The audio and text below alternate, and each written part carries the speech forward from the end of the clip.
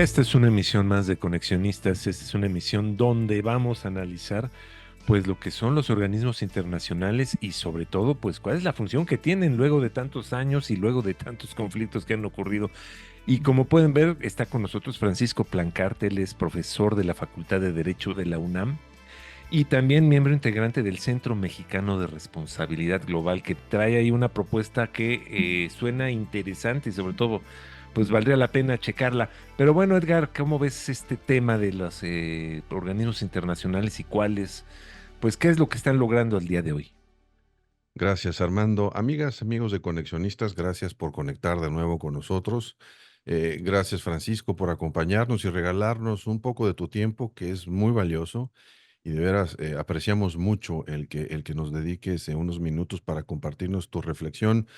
Quizás en dos rápidos temas de conversación, Francisco. Primero, entender muy bien lo que hace el esfuerzo, la organización donde estás. Y segundo, entrar de lleno en materia sobre el papel que hoy tienen estos organismos internacionales en estos conflictos y organizaciones de comercio, llámese el conflicto en Medio Oriente, llámese Ucrania, llámese el conflicto que venga, el conflicto que intentó, digamos, internacionalizarse con la elección en Venezuela. Como que lo que no se toca mucho es este papel de los organismos internacionales. Ya nos dirás qué es lo que estás viendo. Bienvenido. Y bueno, pues ahora sí que vayamos por la primera parte, Francisco, si te parece. Cuéntanos un poquito del centro, cuál es su razón de ser, qué retos, qué es lo que observas. Cómo no, con muchísimo gusto. Pero en primer lugar quiero agradecerles esta invitación y desde luego al público, al auditorio que nos escucha. Todo empezó en 2001 cuando vi por televisión el derrumbe de las Torres Gemelas de Nueva York. Yo me dije a mí mismo, como abogado de empresa, fui abogado el siglo pasado, fiscalista y abogado corporativo dedicado a la IP, y en 2001 empezó mi inquietud por hacer algo, más bien dicho, devolver algo a la sociedad de todos los beneficios que yo tuve en esas 3 décadas del siglo pasado. Y fundé Planetafilia en 2001 con el fin de que se proponga en la Asamblea General de la ONU, la convocatoria para la revisión de la Carta de San Francisco, porque estudié la Carta como abogado corporativo para encontrar una manera de evitar el derecho de veto Ujú. para las reformas a la Carta que se ha intentado por N cantidad de organizaciones y gobiernos reformar la Carta, y está el derecho de veto, que es un dique. Y así lo dice el artículo 108, el veto para cualquier reforma. Y en el 109, les platico ya entrando en materia, encontré, es un hallazgo, que es la posibilidad de la convocatoria para revisar la Carta de la ONU, en el tercer párrafo, que dice que si a los 10 años no se hubiera revisado la carta, los fundadores dejaron la puerta abierta para que en la agenda de 1955 quedara hecha la convocatoria. Y la Asamblea en 1955 resolvió que era pertinente revisar la carta y dejó pendiente lugar y fecha. Y así estamos hasta nuestros días. ¿Qué les parece? Increíble, ¿verdad? O sea, en pocas palabras, si entiendo bien o si interpreto bien, la ONU, la columna vertebral, ¿no?, que de alguna manera organiza, dirige y sobre la cual se articula y actúa la ONU, se quedó obsoleta. Efectivamente, ha quedado obsoleta porque los 5 miembros permanentes del Consejo de Seguridad, Ujú. Estados Unidos, Inglaterra, Francia, Rusia y China, pues no han querido que se lleve a cabo la conferencia de revisión con la idea original que tenían los fundadores de que se caminara a un organismo de mayor calado y más democrático. Entonces, ha quedado obsoleta la ONU.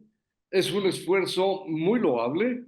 Uno de mis grandes amigos, el embajador Alberto Sekeli, ha sido de los principales internacionalistas de México en la ONU, y él habla siempre de las cualidades y de los resultados de la ONU, su enamorado, y lo invité a la barra de abogados para que él hablara de la ONU, de sus logros, y yo a continuación yo hablé de la propuesta de convocar a revisar la carta, y aquí viene lo interesante, que ya una vez instalada la asamblea, que hay manera de instalarla, porque si el tercer párrafo que acabo de mencionar no ha funcionado, yo les he dicho a mis amigos federalistas del mundo que tengo media docena de organizaciones con los que trabajo y que he hecho la propuesta de que dentro de la conferencia ya instalada, en el seno de la propia conferencia, se proponga no reformar, sino transformar el ente, transformar la Organización de Naciones Unidas en Parlamento de Naciones Unidas. Es una figura jurídica la transformación de sociedades. Existe en el mundo mercantil, en todos los países de Europa, en Latinoamérica, en México, en la Ley General de Sociedades Mercantiles. Y ahí me vino la idea, por ser abogado. Pues yo no leí, digo corporativo, yo digo societario. ¿Eh? Ok.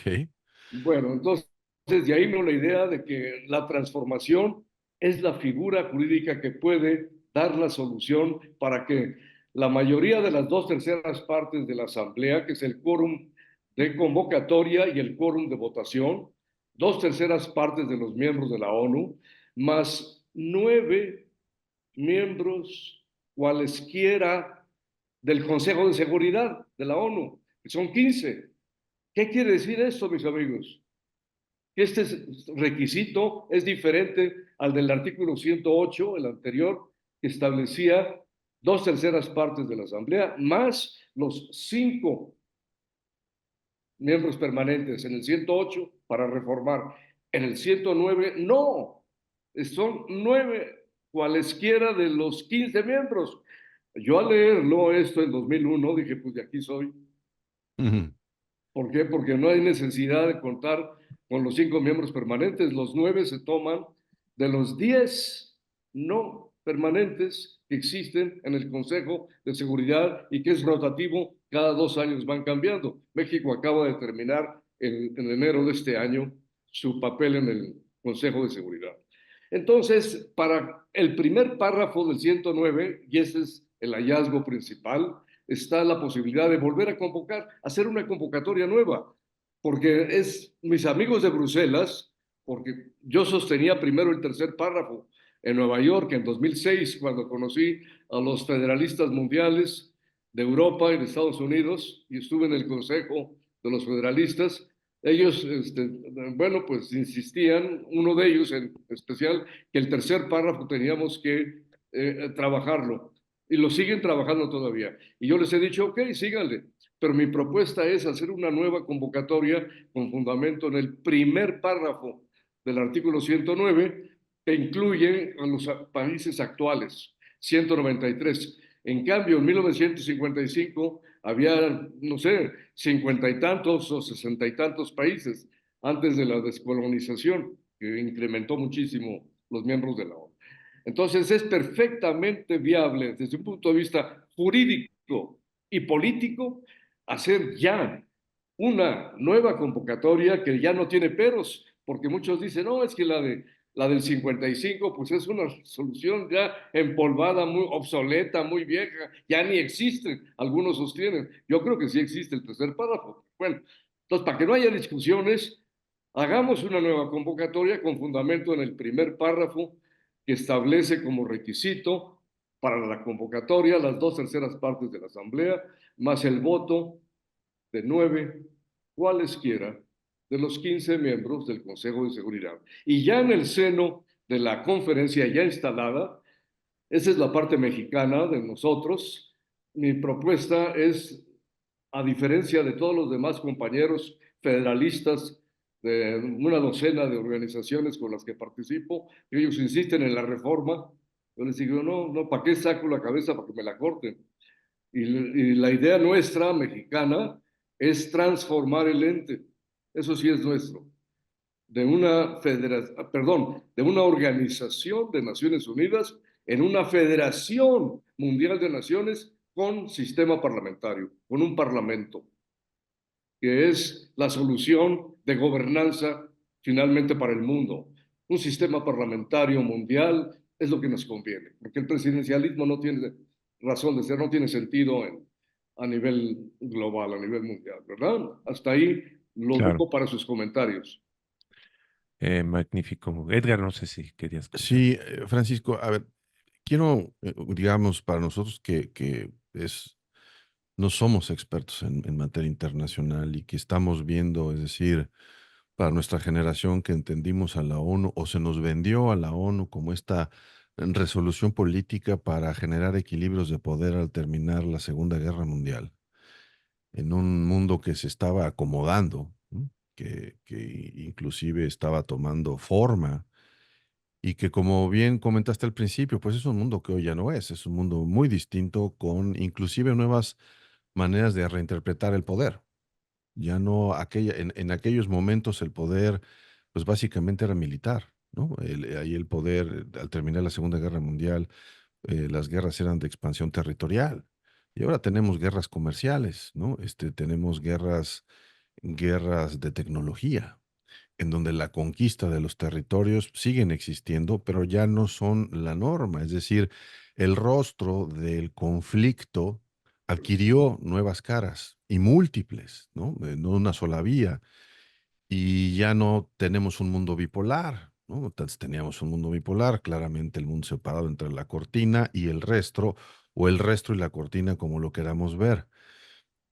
Y hoy ya no, hoy tenemos un mundo separado por ideologías que se disfrazan y que finalmente lo que tenemos son pujas económicas por la reasignación de recursos, territorios, ganancias, con un control de materias primas, ¿no? Y todo lo demás alrededor. Es decir, una lectura rápida, Francisco, nos diría que la economía pasó a ser el centro de la política y más, ¿no? Como herencia de esta, digamos, imposición neoliberal desde un punto de vista no por la vía de las elecciones, sino por la vía de las ideas, ante la caída, evidentemente, del muro de Berlín y todo lo que ya conocemos. Pero en el momento de hoy, Francisco, en donde vemos, y aquí nos interesa muchísimo tu experiencia y este nivel de conversación que tienes a través de la propuesta que están haciendo en el Parlamento, porque lo primero que me llama la atención como positivo del Parlamento es que nos da la posibilidad de conversar y bajar los temas de manera mucho más abierta.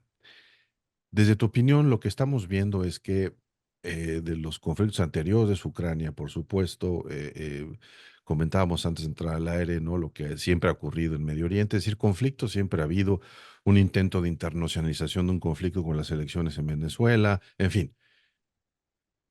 ¿Cómo queda la distribución de poder, Francisco? Y ahora que dices en esta forma de parlamentaria que también es una respuesta a política, eh, explícanos bien cómo está esa respuesta política, cómo a través del Bien, Parlamento se le pues regresaría fuerza a la ONU que parece que ha perdido. sí, los Estados Unidos perdieron la oportunidad con el derrumbe de la Unión Soviética en 1991, que se quedó Estados Unidos con la hegemonía. Perdieron la oportunidad de conquistar al mundo, no solamente con las armas y el dinero, sino con la cultura occidental, o sea, Europa y Estados Unidos en conjunto, podrían haber logrado pues un mundo mejor y no establecer dos cosas, que fue la globalización económica que trajo más ricos a los ricos y más pobres a los pobres, no fue la solución, De la acuerdo. globalización económica de los últimos 40 años, En y eso estamos de además acuerdo. tampoco la expansión de la OTAN. Ok, Ah, Se equivocaron los americanos. Recién iniciada la guerra más bien dicho, la invasión de Rusia a Ucrania, Henry Kissinger fue de los primeros que dijo, es que esto se veía venir y es un error, ya no los había advertido Rusia. O sea, Vladimir Putin lo dijo claramente. Bueno, ni una pulgada de expansión de la OTAN, porque eso es vulnerable a la existencia misma de nuestro país, de Rusia. No le hicieron caso. Bill Clinton empezó con la expansión de la OTAN, continuó, bueno, desde Baby Bush, antes retirarse, se tomó el acuerdo en abril de 2008. Y ya Barack Obama también la continuó de una manera, pues creo yo, errónea, Ujú. buscando a Rusia, perdón, a Ucrania, acercarse ya como miembro de la OTAN, estando colindando con Rusia. Así que esta situación, pues ha sido un error. Los americanos tienen que entender su papel en el mundo, que son en un mundo multipolar, De acuerdo. ¿verdad? Y tienen que entender su papel como gran potencia que son, de que está también China y ya con los BRICS, de común acuerdo con Rusia y otros países como la India, Brasil y Sudáfrica, a los que se están sumando Arabia Saudita, Irán. Argentina se había sumado, creo que se sale. México se acaba de sumar o se quiere sumar porque ya se salió bueno, del privilegio de estar nada más con los de la OCDE y ahora va a ingresar también México a los del China más, o sea, el grupo de los 77 más China. Ok.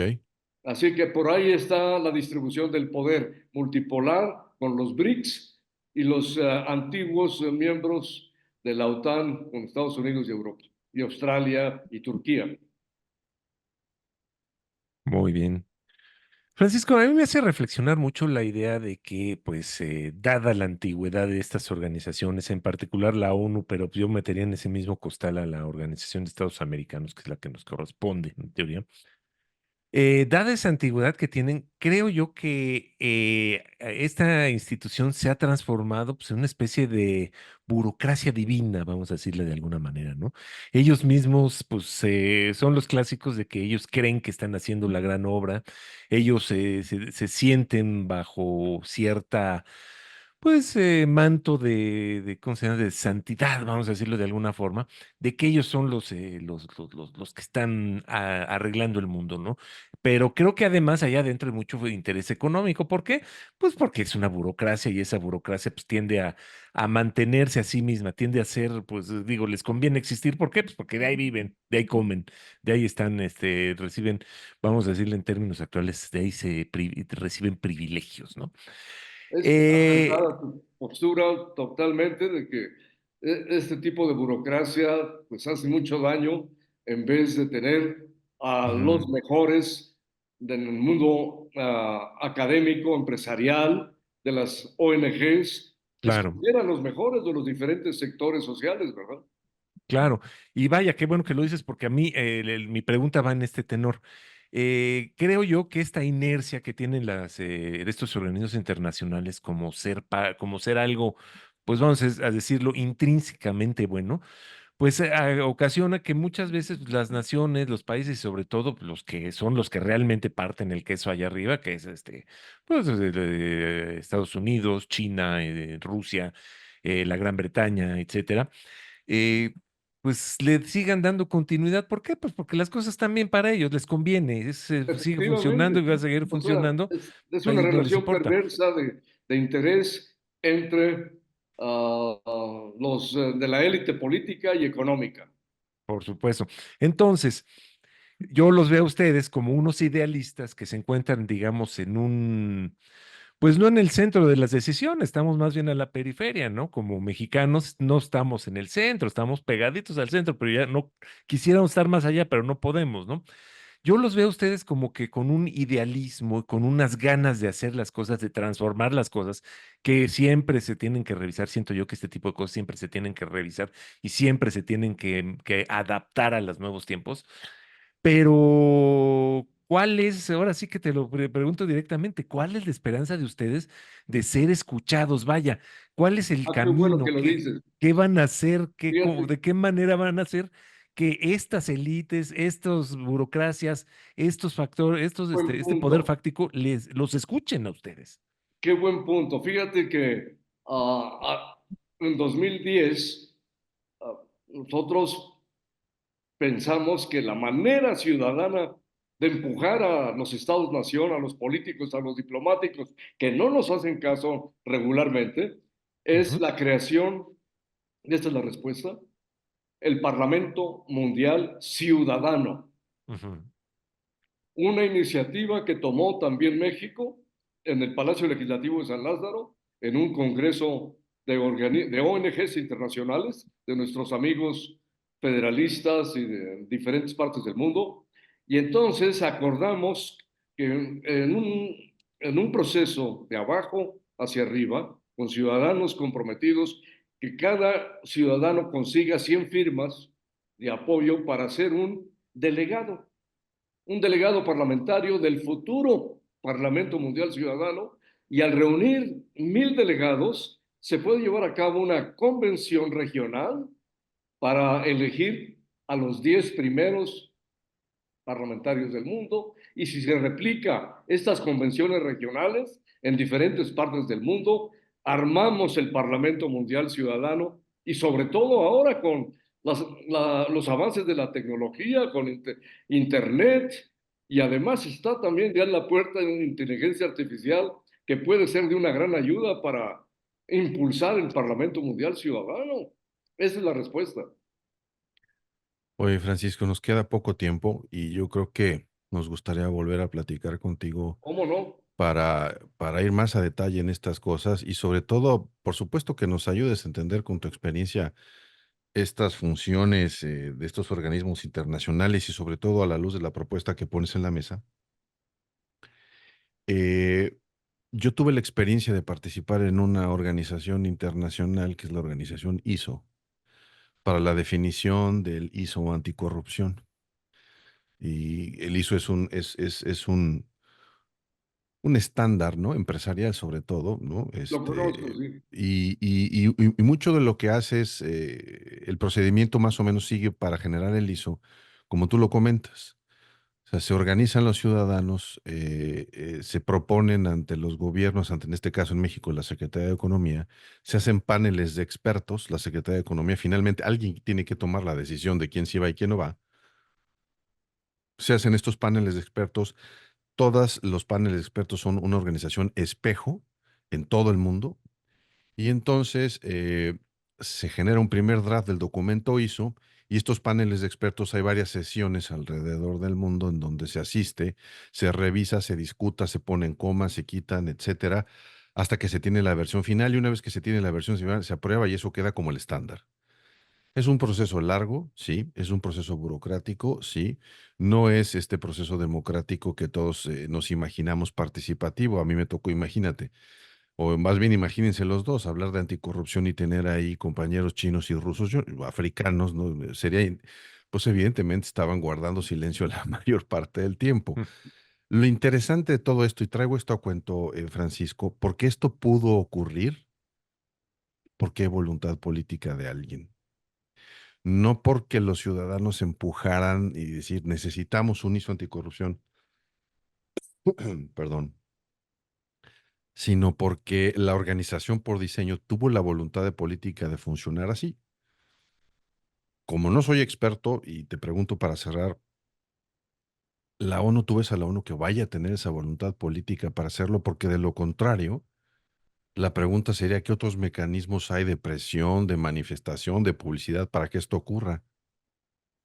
Sí, por eso insistimos nosotros en el acercamiento con la ONU, ¿Ok? tanto mis socios de Bruselas como de Nueva York, ahora que acaba de terminar lo de el Summit, la cumbre que se celebró en la ONU hace unos días a fines de septiembre, estamos ahí activos. Ok, muy bien. Queremos que la ONU sea quien nos ayude a impulsar el Parlamento Mundial Ciudadano para integrarlo, porque la solución final que propone SEMER es que el Parlamento Mundial sea bicameral, que la Cámara Alta sea el de los Estados-Nación, resultado de la transformación de la ONU, como ya dije, en un Parlamento Mundial. Esa sería la Cámara Alta. Y la Cámara Baja, ya formado o en proceso de formación de Parlamento Mundial Ciudadano, y de esta manera se unen las dos cámaras para integrar un verdadero Parlamento equilibrado, porque estén representados los ciudadanos y los estados-nación. Es la propuesta final. Pues ojalá y se utilicen todos los medios de, no sé si de presión, pero hay que decirlo, para que la ONU primero escuche la propuesta, sobre todo ante una autorreflexión, Francisco, de que desde hace varias décadas la ONU y todos sus subcapítulos, ¿no? Han dejado mucho que desear. Es decir, se Efectivamente. convirtieron ahora, como ustedes ya dijeron bien, en el grupo de unas élites que se acomodan, que está bien, que es glamuroso pertenecer o trabajar en la ONU, pero como decía yo al principio, ya no te endulzan ni un café. Entonces, y a la luz de lo que estamos viendo, hablabas tú de los BRICS, de estas organizaciones que Ucrania, y algo que nos pareció muy interesante que quisiéramos después platicar contigo más a profundidad para ver qué implicaciones existen, ¿no? Y aprovechar tu experiencia. Qué Pero bueno, bueno. por lo pronto, qué bueno que existe esta propuesta, qué bueno que sale de México, ¿no?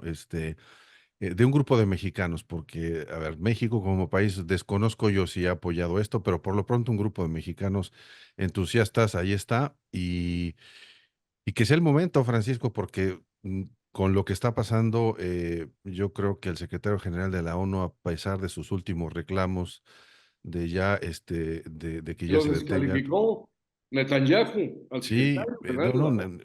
Algo Netanyahu ha increíble. hecho lo que ha querido. Yo creo que se le salió de control al gobierno de Estados Unidos en la Casa Blanca, ya no sabe qué. Pues sí, porque los sionistas tienen un lobby muy fuerte en Washington. Es muy Sí, poderoso. sí, sí, Ese sí, es el problema. lo conozco Sí. bien, y bueno, hay una Pero como dices, resistencia. otro día podemos platicar Así es, sobre ello. otro día hablamos de eso, pero por lo pronto, gracias por estar con nosotros, Gracias a ustedes, Edgar. y hay que ¿Me seguir esta recuerdas tu primer conversación, nombre? Francisco. Armando, Armando. A los dos, un abrazo. Muchas muchas gracias. gracias. Oye, Francisco, para finalizar nada más, ¿cuál es, dónde te encontramos a ti en Cómo internet, en no. redes sociales o, Es una página web, sí? www.cemerg, que es la abreviatura del Centro Mexicano de Responsabilidad Global, CEMERG. Ahí me encuentran y estoy a la orden. Muchas gracias, Encantado, Francisco Armando. Plancarte. Muchas gracias, Edgar. Muchas gracias. Y nosotros somos Conexionistas, nos encuentran en X y en Facebook como Conexionistas MX, en YouTube y en Spotify somos Conexionistas México y en Telegram somos Conexionistas.